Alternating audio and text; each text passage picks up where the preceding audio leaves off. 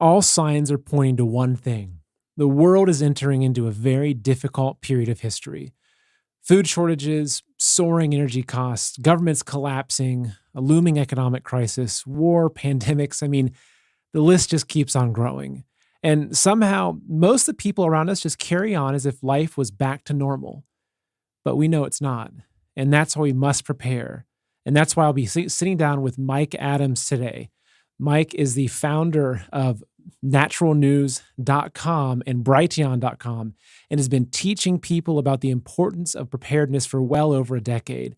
And on today's show, we're going to be discussing food security, water, energy, self-protection, medicine, money, and so much more. So ladies and gentlemen, welcome to Man in America. But before we get started, today's show is brought to you by Rise TV, a Patriot-owned streaming platform. With all the big tech censorship and demonetization going on right now, the subscribers at Rise TV are literally the reason I can bring you this critical information today. Over at Rise, our mission is to uncover the truth, no matter how dark and difficult, while always holding on to hope and even having a few laughs along the way. So we've got a massive content library, an amazing community of patriots, and you get to hang out with me and my guests for the second half of every show and ask your questions and share your thoughts and ideas. So if you have any specific questions for Mike, make sure you join us on Rise TV. There's a link for a free trial in the description below. You should go ahead and click it now so that way you're all set up when we cut the public streams for the exclusive Q&A during the second half of the show. Also, make sure you're following me on Telegram and Truth Social at Man in America. You can also watch every episode, you can also listen to every episode as a podcast. The links for the podcast and my social media are in the description below. And folks, by now we all sense that we're in for a bumpy ride for the foreseeable future. We're already starting to see governments and currencies collapse around the world. And simultaneously, the BRICS nations and dozens of other countries led by Russia and China are moving away from the US dollar as a dominant global currency. So what's this mean for Americans? The US dollar is all we know, right? All of our hard-earned money is completely tied to it, whether it's through the stock market, our bank accounts, pensions, 401ks, etc. But you see, the rest of the world is fed up with the US printing money out of thin air and demanding to trade it for things of real value. So this is why Russia's already backed its currency with gold, and many other nations are expected to follow. But what happens if the dollar loses its global reserve status? Well, the value of our dollars, our life savings, could literally be wiped out overnight. And look, I'm not a financial advisor, so please do your own research. But I believe that now, more than ever, it's a good time to consider transferring at least some of your wealth into physical gold and silver. Real-world assets have stood the test of time. And for this, I'm confident recommending Noble Gold. You can buy gold and silver directly, or you can even transfer your IRA into physical gold and silver with zero taxes or penalties. And most importantly, you can trust Noble Gold with your wealth. They have an A+ rating with the Better Business Bureau and hundreds of positive reviews from the folks like you they've already helped out. Now look, I want to be really, really clear with you though. You don't buy gold and silver to get rich. You do it to protect your wealth. But if things get really tough, history's left us many stories of folks scooping up land and other valuable assets for a few gold coins. So now's the time, folks. If you want to learn more about this, open up a new tab right now and go to goldwithseth.com, or you can call 877-646-5347 to speak to someone right now. Again, 877-646-5347. All right, folks. So today I am being joined by Mike Adams, who is a hero on the front lines of getting the truth out about what's happening in this country. He's actually someone that I listen to quite frequently. And not only is he really great with geopolitics and what's happening with that, medical freedom, he's done fantastic research. He has a full lab where he's been doing amazing research. But he's also someone that for a very long time now has been talking a lot about the importance of preparedness. And a lot of what I've learned about prepping and being prepared has actually come through Mike and his audiobooks and his podcasts and his websites. Also, I'll give you a quick warning ahead of time. We've had a few technical difficulties. We're running a new technology setup, so I will apologize in advance if there's any jumping in the video or if this audio comes out of sync with the video, because it's a new setup and we're kind of ironing a few things out. So without further ado, let me go ahead and bring on my guest, Mike Adams. Mike, thank you so very much for joining me today.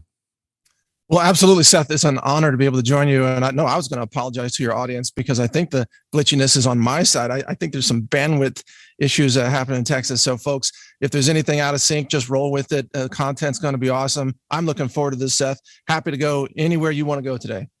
Yeah, well, let's go ahead and start with something, Mike. I mean, you've been sounding the alarm for quite some time, and it's something I focus on quite a bit. Like, I had Michael Yan on recently talking about the collapse of Europe, and I've oftentimes met with folks that have said, "Come on, Seth, you're being a fearmonger. You're trying to sell us gold, or whatever it is." And I want to see, how do you respond to that? Because when I look around right now, everything that I've seen you talking about over the past couple of years seems to be coming true. So, what's your response when you say, Mike, this content you're talking about is just fear mongering? Well, understand that each individual is at a different point in their journey to awakening to history as it's unfolding. So it's very easy to dismiss history as it's unfolding in real time. It's convenient to look in the past and say, oh, well, yeah, there were 200 different currency collapses over the last 500 years, and there were wars, there was devastation, economic collapse, World War II. Look, all these things. Yeah, they look in the past, but then they tell themselves, but that will never happen again, right? And that's where I say, come on, history repeats itself. These are cycles. Human psychology has not changed in thousands of years. In fact, if anything, the world is more dangerous, more fragile right now, more vulnerable, because complex societies are inherently more vulnerable. We've never had more complex societies than we have today, with more interdependencies, which create these devastating vulnerabilities. And COVID exposed some of those, and we're starting to see the collapse unfold in real time. So, but look, Seth, I'm okay if people aren't ready to hear that yet. There will be a day when they are, and then they'll catch up if they can, if they still have time. It's up to them. Yeah. And so with what's happening right now, I mean, before, because I want to spend a lot of this episode really getting into just the nuts and bolts of being prepared. Because it's one of the most requested topics that I get people saying, look, can you please talk about water security or food security or self-protection or money, et cetera. But before we we kind of jump into that topic, can you just give us a brief overview of where you see the world at right now in terms of, famine, food shortages, energy crisis, whether it's Europe, America. Most of our audience is here in America, but a lot of them are all over the world. I mean, where do you see that we're at right now, and where do you see things going over the course of the next year? Okay, so yeah, I'm happy to offer that, but let me offer some background that brought me to what I'm going to say, because it might be a little shocking to a lot of people. But I interview people like you do, Seth. I've interviewed, I don't know, 150 people in the last year, experts, food experts, but I also have a research staff. I run a food science laboratory, and I'm in the food business. So we actually have commercial contracts with farmers and farmer co-ops on an international basis. And we see the food shortages in real time on the commercial level. When we would previously try to order, let's say, 25,000 pounds of organic kidney beans or something, they used to be able to fill that order, and we would get, here comes 25 pallets of kidney beans off the truck. Today, it's different. Today, the commercial sellers, and we do all organic, by the way, so we're in the organic space, but the commercial sellers say, well, we don't have 25,000 pounds. We have 900 pounds. Do you want it? And, oh, the freight cost is 300% higher than what you paid last time. That's what we're seeing in our own operations. So a lot of the information I have is firsthand. Then we have a research team. So we have researchers that go out and research, for example, the shutdowns of steel foundries and aluminum smelting operations, copper smelting, ammonia production, which has been devastated across Western Europe, 70% reduction in ammonia production, which of course, that's where you get fertilizers.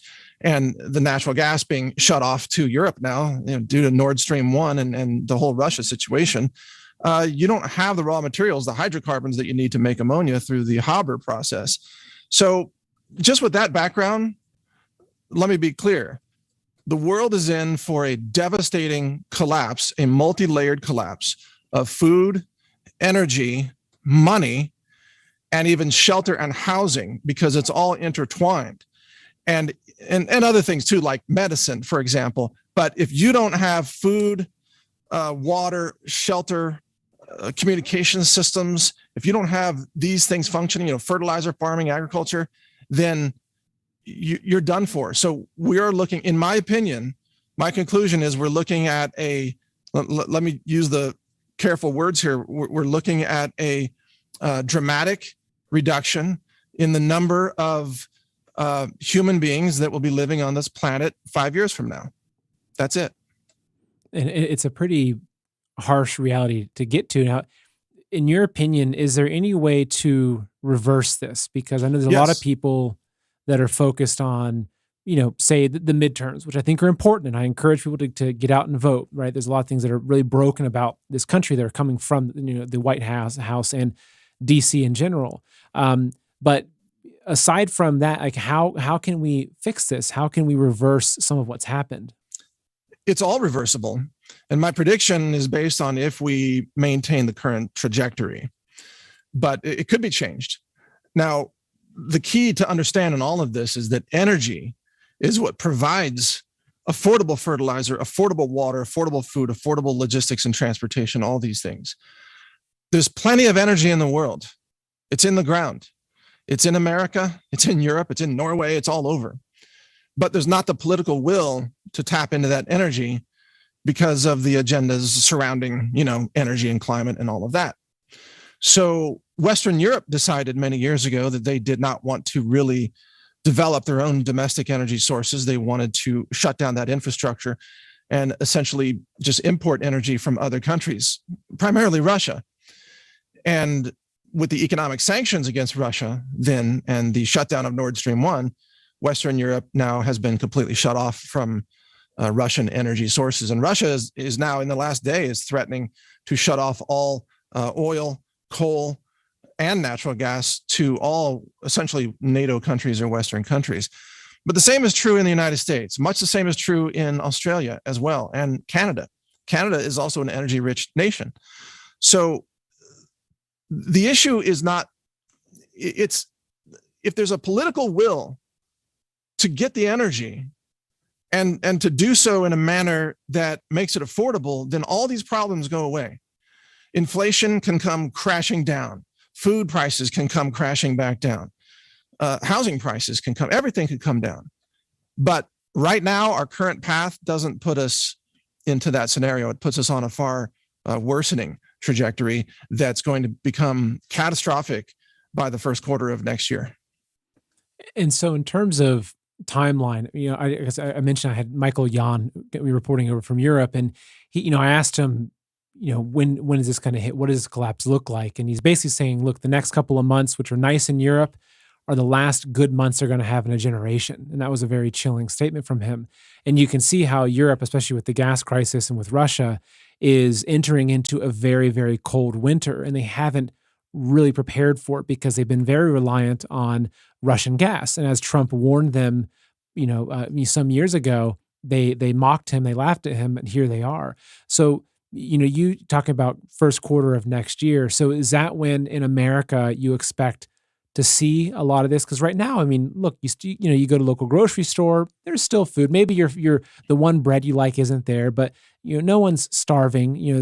Eggs are more expensive, but there's still eggs. So where do you see when in America do you think we'll get to a point where people, the mainstream people that are currently just kind of going on life as usual, really are shocked and say, wow, something has really changed?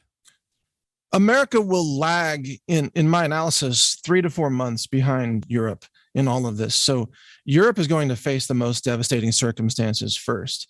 It's already beginning.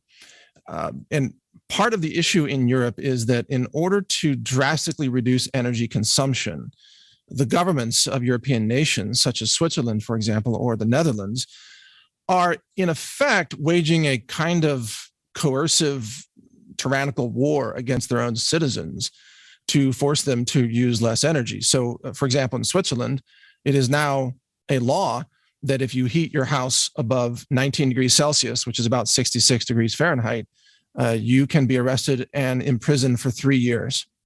So imagine, we're talking people, even if they heat their homes with wood, they can be arrested and thrown in prison for heating with wood. And part of that, by the way, I'm still trying to understand what they mean by this, but part of the law is that you're not allowed to heat water above 60 degrees Celsius, which is not even boiling, obviously. And if that includes stovetop water, and it's not clear to me yet if that does, it means that they're banning cooking. They're banning boiling water. Now, I still need to confirm if that's what they mean, or if they're talking about saunas or pools or something. But 60 degrees Celsius is very hot for a swimming pool. You don't want to swim in that. But Europe, in the Netherlands, they're trying to cull the cattle. They're saying nitrogen is now the element that is the enemy of humankind, and thus you have to stop producing meat. And a similar thing in the UK, similar thing in Germany, Ireland, Scotland as well. So the situation is going to be very combative between the people of Europe, who obviously don't want to die from starvation, exposure, and freezing cold and all of that, and their governments that seem to be incredibly disconnected from the people, where the governments are saying, we're going to do this whether you like it or not. And if you try to heat your house and not die from hypothermia, you're going to go to jail. And then the question is, well, hey, what's the temperature in the jails? Because maybe some people would say, please take me there if it's warmer than 19 degrees Celsius. That's a good point. So getting into, prepping and the foundations of prepping, I mean, you wrote, actually, I'll pull the website up, but you wrote an audio book. And I've just, folks, I've listened to this. I learned so much from this. It's called Resilient Prepping. And the website is just resilientprepping.com. And this is a free audio book. It's printed. You can get a PDF or an audiobook that Mike put together, which is extremely comprehensive. And this is 9 hours or so? It's somewhere around 9 hours. Yeah. Free download. Yep. And so we're going to talk about as much as we can in this hour and a half show that we have. But I really encourage people that this is a great resource. And I listened to it as a podcast while I was, actually rebuilding a kitchen. It was great nice. Background stuff.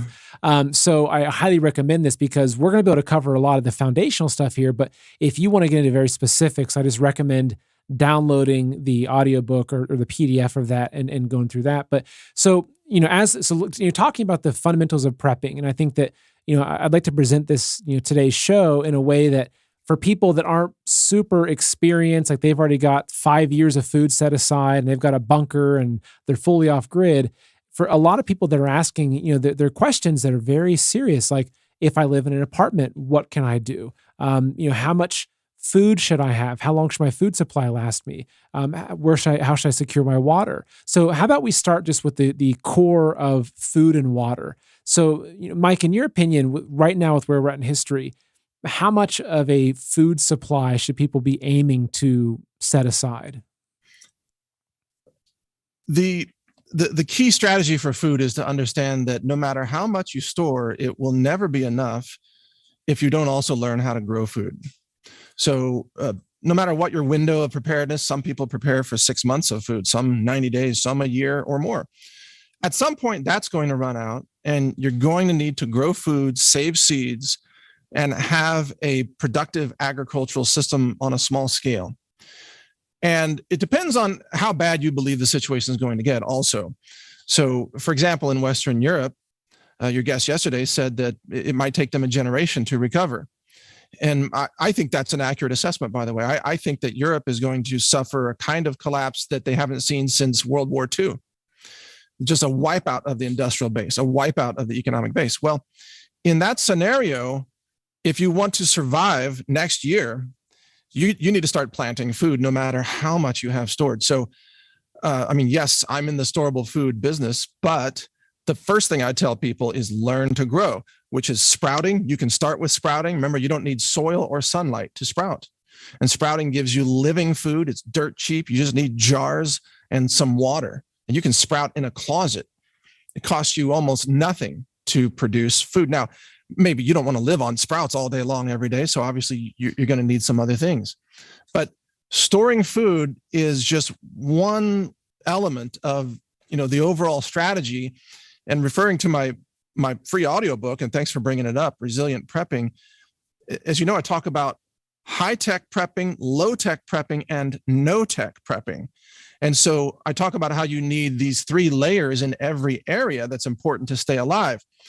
People tease me sometimes for buying old sewing machines that you can hand crank the sewing machine. So I get it, like I'm on eBay buying old computing machines, even like little hand cranked computers and adding machines and old Singer sewing machines built in the 1950s.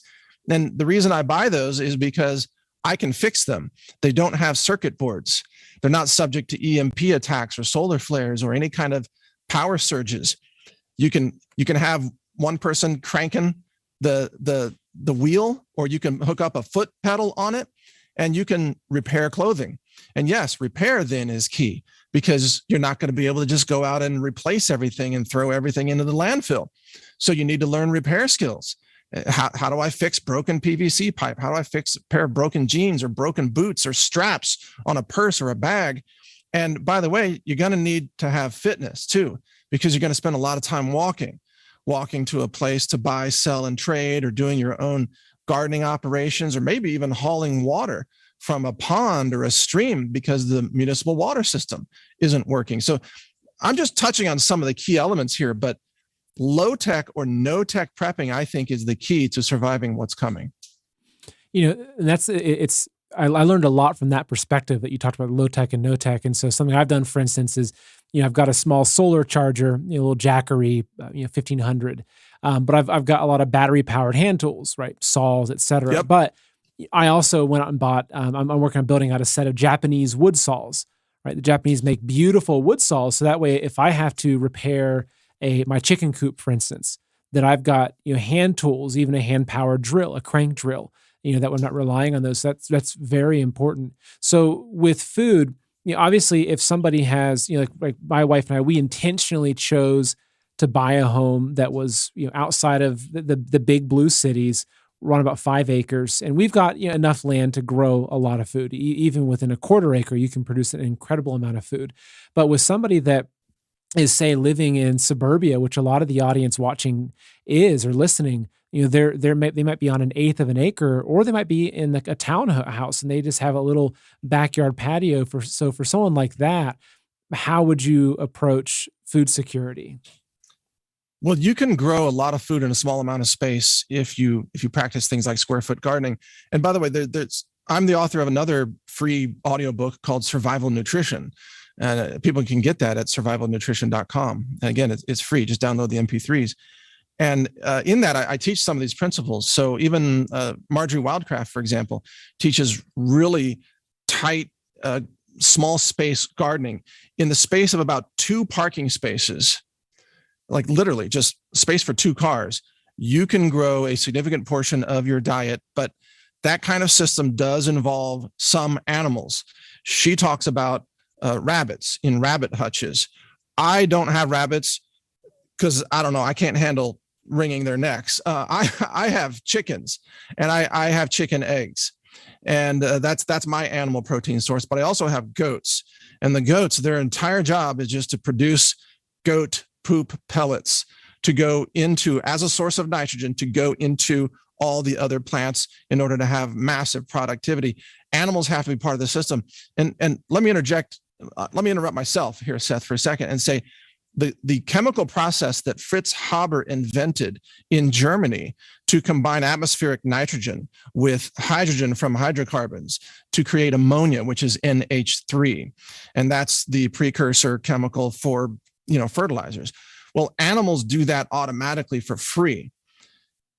All animals do it. So whatever's coming out of the backside of a horse or a donkey or goats are especially nice, and rabbits, because it's pelletized. It's kind of clean poop, if you don't mind me using that term. It's the cleanest poop you're ever going to find. So that is high tech, but translated into a simple animal that doesn't need circuit boards or replacement parts. And then you can scoop that up and you put it into the dirt mounds where you're growing high density foods like potatoes. For example, potatoes will keep you alive. Maybe occasionally, like I live in Texas, I could barter some cow meat because there's longhorn cattle all over the place. Lots of cattle, men and women. There's also wild hogs everywhere. I mean, I see them all the time when I'm walking. I'm not a hunter, so I don't shoot them. But if I were starving, I'd probably reconsider that, just take 1 or 2 because there's 50 or so at a time.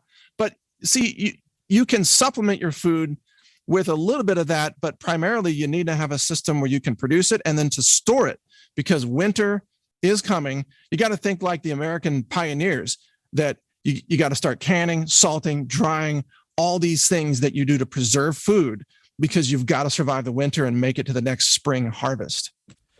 And that's a very important point. And so in my lifetime, we've looked at really almost all angles of food production, from the very low tech, which I'd say is really canning. Salting is probably your super low tech, but canning, we recently bought a pretty big all-American canner. And so we've been, right now it's harvest period for us. So we're canning, making marinara sauces, we're canning peppers, soups, etc. But we have a dehydrator, which we use for certain things. But then we also this year just got a freeze dryer. And the freeze dryer has been incredible because we've got around 35 chickens. And that means that they're making way too many eggs for us to eat. So about once a week, we'll put on a batch of maybe 80 eggs in the freeze dryer, which gives us scrambled eggs in a Mylar bag that will last us for 15, 20 years. So that's awesome. Which is great. And I'm really happy with that. But for a lot of people though, that are asking, I think that approaching again, is the low tech, high tech, low tech, and no tech. Canning is probably one of those basic things that you can learn how to do. And even if you just have a wood burning stove, you can still can using the heat off of your stove. And a can of properly canned beef even will last years and years with no refrigeration, because that becomes an issue too. And we'll get into power in a little bit here, but say you've got, a giant, freezer in your basement with, 2.5 cows in it. Well, if you lose your access to electricity, then that's going to be wasted meat very quickly. That's right. Now, in terms of preserving, so canning is a big one. What else would you recommend? So say, a lot of people are talking about Mylar bags, for instance. If someone's buying right now bulk, right? So obviously you can buy canned food at Costco, et cetera. But how would you recommend, say, storing rice or dry food? Because that's what I recommend for a lot of people as well is, look, it's really inexpensive. You can really get a lot of calories on a low budget. But how do you recommend going about, preserving flour, rice, beans, et cetera? Well, I'm so glad you asked me that question, because I did an experiment recently that I think would be very valuable for people to hear. So you're going to take your grains. It could be oats, rice, millet, quinoa, whatever. You're going to put them in a 5-gallon bucket where you can seal the lid. That's an airtight seal. But then you need to absorb the oxygen. You got to take the oxygen out of that. And these so-called oxygen absorbers that you buy at retail are very, very expensive. And of course, if you leave them open, then you've ruined them. I found out, and I'm not the one who figured this out, but I did confirm it. I validated this. It's absolutely true that the hand warmers that you buy, the little hand warmers that are dirt cheap, and you open them up and you put them in your pockets and they get warm. The way they get warm is through the oxidation of small pieces of iron filings. What they're doing is they're combining oxygen from the air around them into the iron filings, releasing heat in an exothermic reaction. That's how they function as heat. But they're also binding the O2 into the iron, permanently creating rust. So if you actually drop a few hand warmers into a bucket of grain and then seal it up, and obviously open the hand warmers package so that it's working, they will suck up or soak up all the oxygen in that bucket, and they will get a little bit warm. So, you want to pay attention, don't overdo it, and be mindful of fire hazards, although they don't get that hot, but you know what I'm saying? Just use common sense on this. And what's really cool about that is if your bucket has a really small air leak, a little bit of air comes in, if you have excess hand warmers in the bucket, then there will be a reactivation of the rusting or the oxidation chemical process using available oxygen, and that oxygen will be tied up into the rust. So the dirt cheap way to get oxygen out of your food in buckets is hand warmers. Interesting. And what about, so something that I do is I mix in diatomaceous earth, so if I'm setting aside flour or beans, is that something that you use as well? Well, I think the primary purpose of diatomaceous earth is to kill the bugs that might be running around in that. And but if you suck out all the oxygen, those bugs will die. And I do have some stored items, for example, some damaged items from my own warehouse, or sometimes we get shipped something that is infested. And so I'll have, for example, hundreds of pounds of rice that's got some kind of weird bugs in it. And using the hand warmer technique, and I've tested this, you can kill all the bugs just by depriving them of oxygen.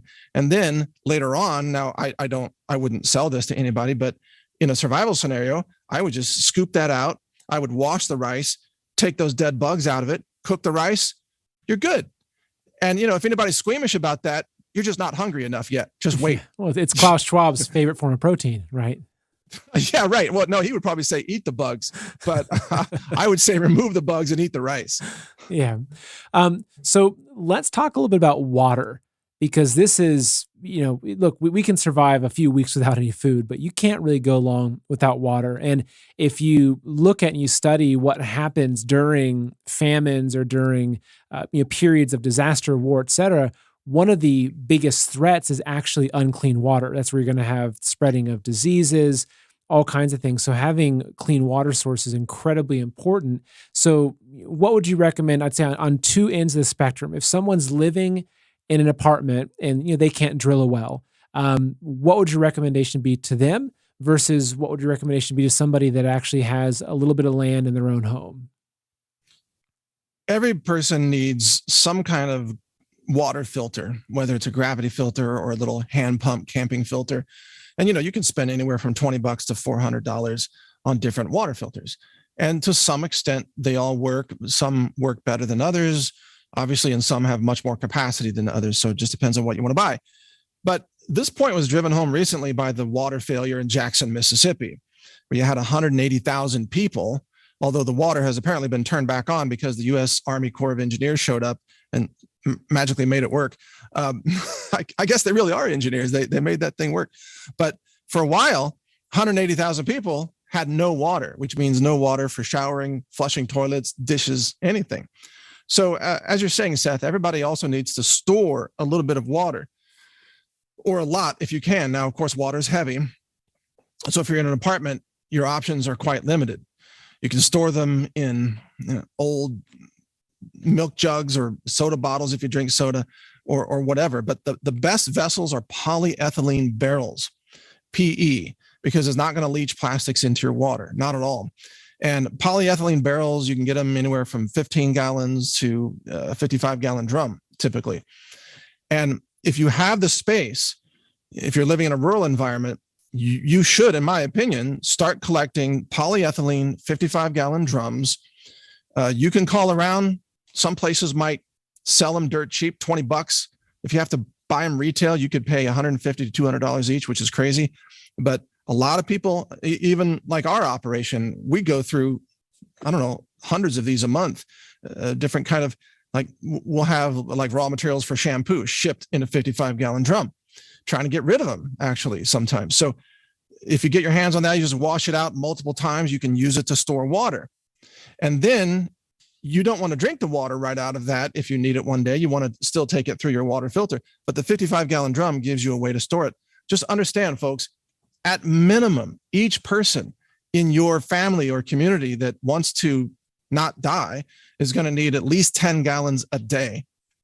And that's minimum. It's more like 20, but you could still get by on 10 gallons a day. But that means one 55-gallon drum won't even carry one person for 1 week, unless you just skip all bathing and dishwashing and toilet flushing and all of that, which makes life quite miserable.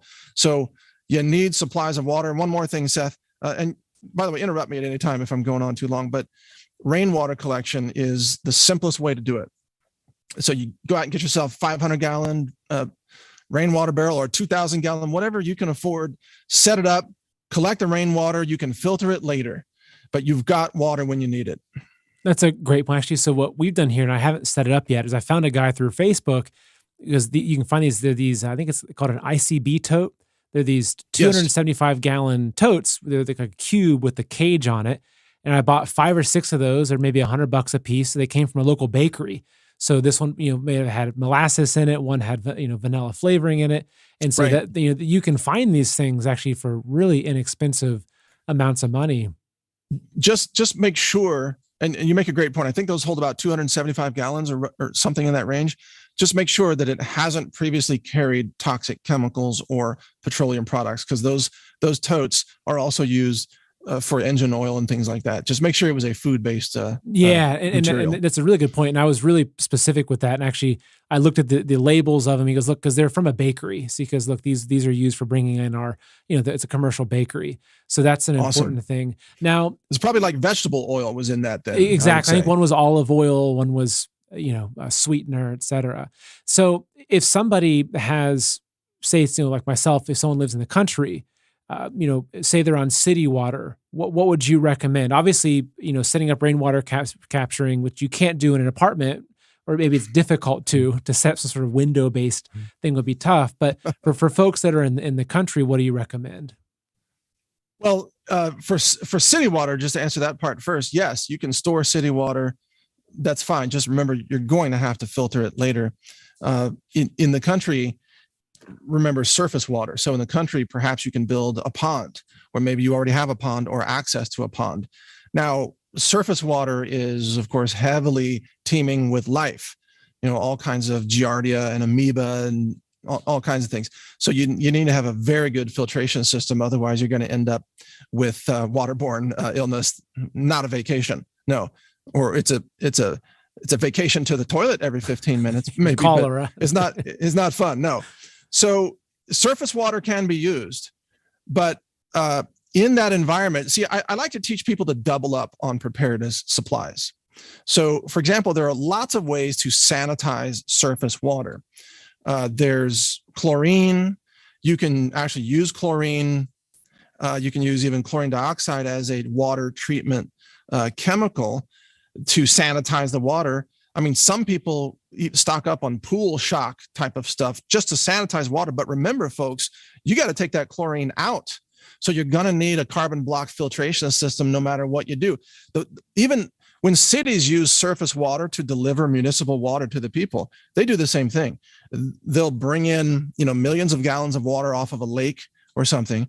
They'll hammer it with chlorine hard to kill everything. And then they'll run it through carbon block filters to remove the chlorine. And then they'll add fluoride, whatever else they want, and push it out to the people. So you just have to do that on a smaller scale. This is why rainwater is really the cleanest water, by the way. And well water is great if you have a hand well pump, because if you've got water that close to the surface, good for you. That's awesome.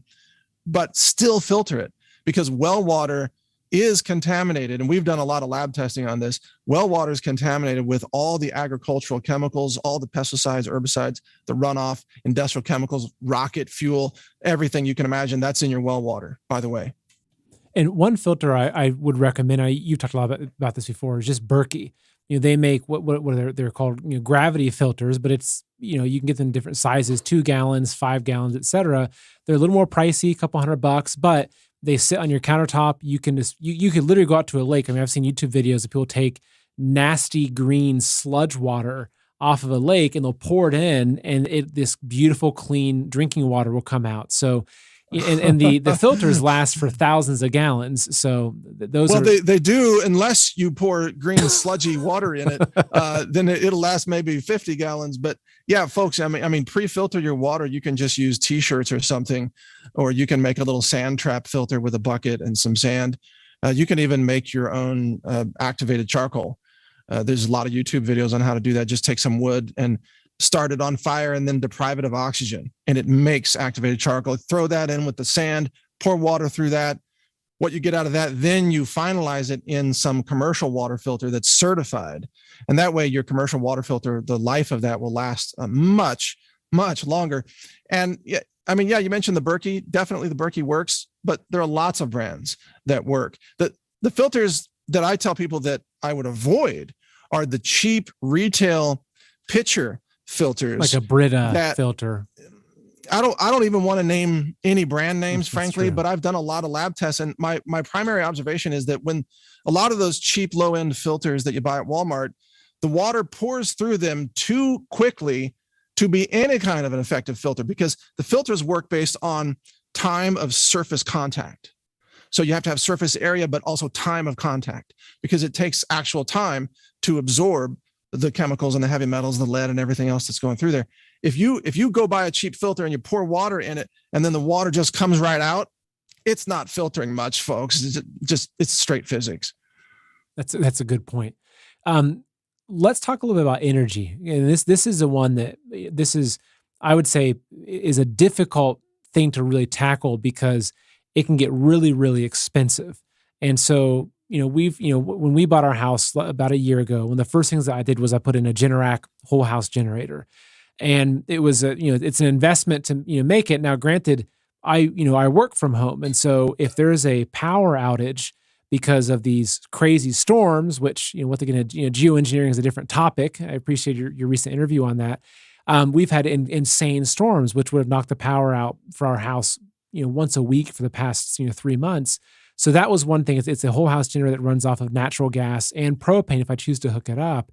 But, for most people looking into getting into how to just have energy in general, I'm concerned because the natural, even the natural gas that I get is coming from the main grid of energy delivery.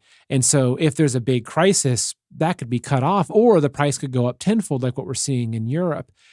So, in terms of energy, and this might get into heat as well, which is an important one, getting into wood, et cetera. What are your recommendations for people how to approach energy? Well, thank you for that question, Seth. I've done extensive research into this and hands-on. You've probably heard me talk about this quite a bit in my podcast and such. So I've tried every system of energy that you could think of, and I do own little solar power generators or energy storage devices. I own solar panels and so on. They're great. They have a purpose because, like you, I also want to be able to charge power tools or charge a mobile phone or charge a laptop or flashlight batteries or my night vision batteries or whatever you have. So that's great, but that's not going to power, your whole home and your air conditioners and freezers and everything if you want to keep all that on. So the best solution that I've come up with is, frankly, and I want to ask your audience, just hear me out on this. It's diesel. It's diesel because diesel it's very safe to store. It's much safer than gasoline. It's very difficult to ignite diesel. And although I do not recommend anybody try this, I've tried it with fire extinguishers around. But if you take diesel and pour it into a cup and throw a match at it, it does not light, it does not combust. It's very hard to get it to burn. So it's much safer than gasoline. It has a very long storage life.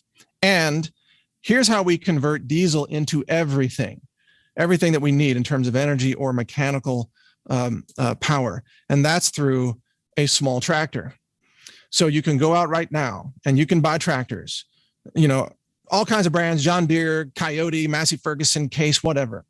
Get yourself a tractor. Kubota makes good tractors too. Make sure the tractor has, of course, a PTO, which all proper tractors do. PTO means power takeoff. You can then connect to that PTO anything that might rotate. So you can connect a small PTO powered generator. And there's a company called Winco, W-I-N-C-O, that makes these generators, and I own several of them. So a Winco generator is surprisingly affordable because it doesn't have a diesel engine. So you don't have to maintain the generator's engine, but it runs on your tractor's power. And the tractor has a million other uses. You'll have a little bucket on the front. And you can do this with small tractors too. I mean, tractors, you might only pay, I say only, but new, $10,000. You don't have to spend $100,000. I'll jump in and say, and I think my wife would probably blame you wholeheartedly for this, is that I had to go get a tractor after listening to your podcast. So, yeah. But actually, Kubota, so I bought a small Kubota. Great. And good choice. It's 23 horsepower. There's 2380. It has a bucket on it. It's got a PTO that spits off like 16 or so horsepower, but they offer 0% financing. So you can get 72 months with 0% financing. And so I pay a couple $100 a month, and it's transformed our ability to work the land. But what I also did is I went and I found a 300-gallon dual wall fuel tank on Facebook Marketplace used from some farmer. Brought that back to my property, got 300 gallons of diesel. And so now I've got 300 gallons of diesel and a tractor, but I haven't bought a generator for it yet, which is this is really interesting for me to hear that, actually, because we've been looking at. Go ahead. Well, you're nailing it, Seth. I love it. Because I listened to you for 9 hours. I listened to your podcast. I've been through all this myself. I've wasted so much money on stuff that didn't work, but it allows me to bring the thing that does work. But listen, what's so cool about the PTO generators is, number one, for every horsepower Well, for every 2 horsepower of your PTO, you can generate about a kilowatt of power. So your tractor, you said, is what, 23 horsepower? It's 23 horsepower. I think the PTO is around 16 or 19. Okay. So let's say it's 16 at the PTO. You can generate 8 kilowatts of power off that tractor running. I think the smallest Winco generator is a 15 kilowatt PTO generator. But you can use that. You don't have to have a 30 horsepower tractor. See, what's cool about this is the load on the generator, in other words, the resistance on the generator, depends on how many lights you turn on. So if you don't have any electricity draw off that system, so you're running your tractor, you got your Winco generator connected to it, and I'm not paid by Winco, by the way. I just, I'm not. It's not a sponsorship. Their stuff just works. But you put that together, you start turning on lights and your freezer and your air conditioning. It creates more resistance at the generator, because that's how physics works. More resistance in the copper coils as it's spinning. That means your tractor has to work harder to spin it. Your tractor is designed to maintain RPMs of usually 540 RPM at the PTO, and it will use whatever fuel is necessary to maintain that exact RPM. So your tractor is going to use more diesel when you use more electricity, but you could use less electricity and use a lot less diesel. So how much diesel you use is up to you. And that tractor can sit there and just sip diesel for days or weeks or months, because those diesel engines are designed to run on and on and on. And then, by the way, folks, you can get something if you want to move water without using electricity. There's something out there called a Gator pump. I think that's their website, just gatorpump.com. Attach it to the PTO. You drive it back into your little pond or your lake or your stream. It's got a centrifugal pump on the end of it, and you run your tractor, boom, it starts pushing water through 10-inch pipes or whatever size you get. Now you've got water movement. You can move water around to irrigate your crops. You're using the same tractor that you use for generating electricity and the same tractor you use to move dirt. It's incredible. I mean, it's the ultimate tool, and diesel is what powers it. That's the best setup I've found. Wow. Well, I feel like I'm in the right place with that. That's great. So, looking at, and again, as I mentioned at the beginning here, you and I could, and maybe get to have like a monthly touch base where we just talk about prepping, because this could be, I feel like you and I could talk for about 15 hours straight and still only scratch the surface of this stuff. But, we are looking at, food, energy, water. What about medicine? What about people that are diabetic, hypothetically, or they're on some sort of heart medicine? There's a lot of people that, thankfully, I've really tried to, take care of my health, and I'm not on any kind of medicine that I need to survive. I see you, before the show started, you're drinking your avocado shake. You're really taking care of your health. But yeah, here. There you go. My smoothie. Yeah, you got the ball jar, of course. Of course. But what do you recommend for folks though that that require medicine to maintain their health? So if you don't mind me mentioning, I do cover this in my survival nutrition book, but I'll give you as best I can right here. There's 2 important things to understand. So when I say medicine, understand my background is in natural health and nutrition and food and superfoods. So I do stockpile, and I learned to grow a lot of natural medicines that I know how to use, and the herbalists would know how to use. And, herbalism is not some woo-woo nonsense. It's the real deal. There are chemicals that the plants synthesize that have powerful medicinal value. For example, if you look at Resveratrol, one of the most potent cardiovascular supporting supplements.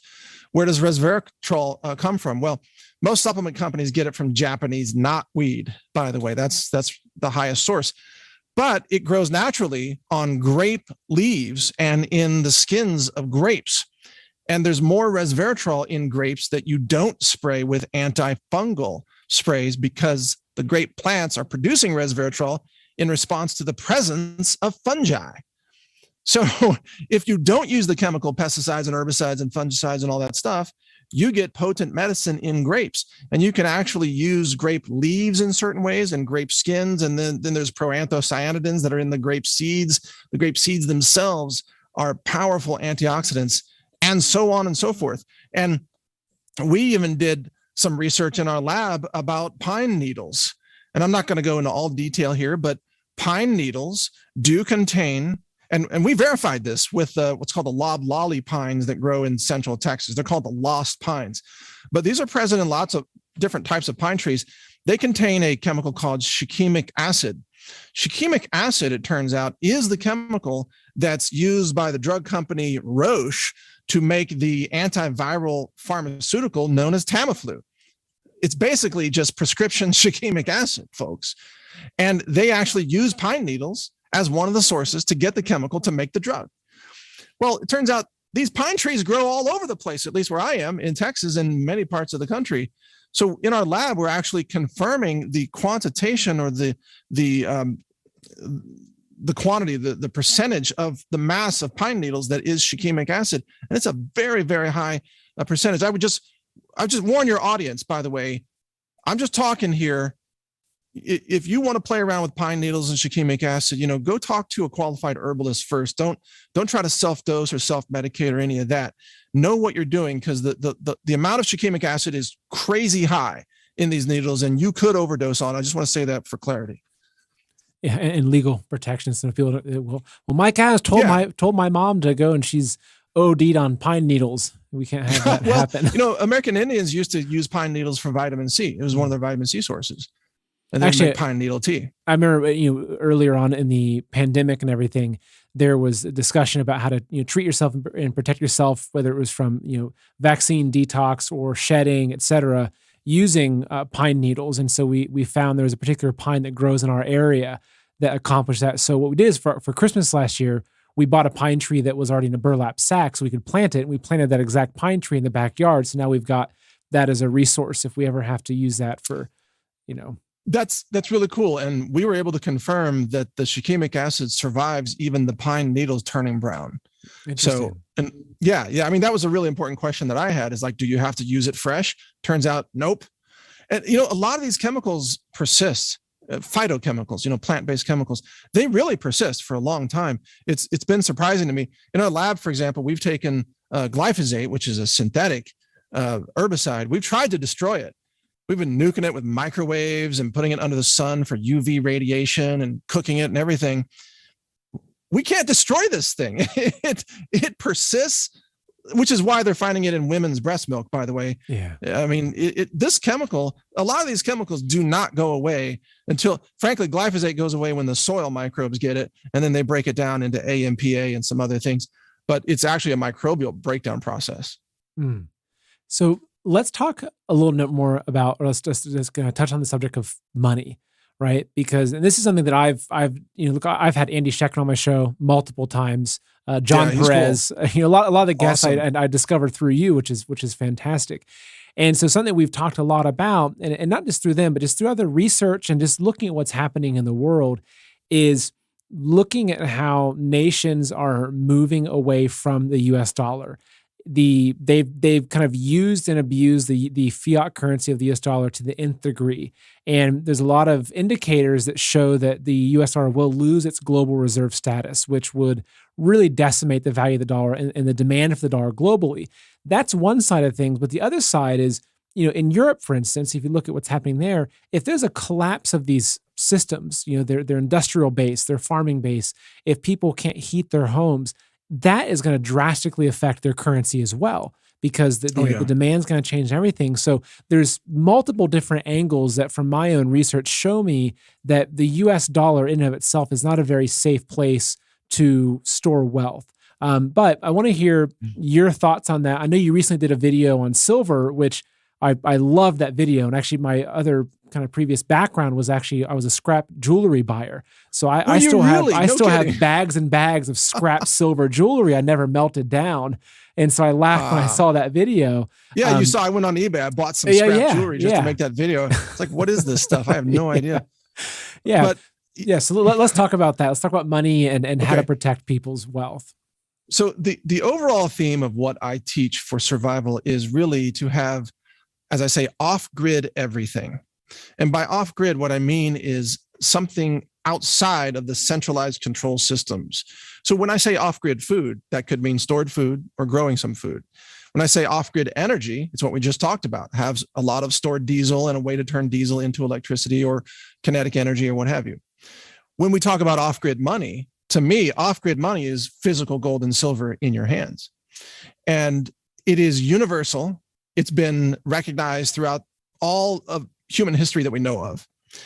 Gold and silver are stores of value. They're not representations of value, like a dollar bill, because you can have a $10 bill or a $100 bill, just add another zero.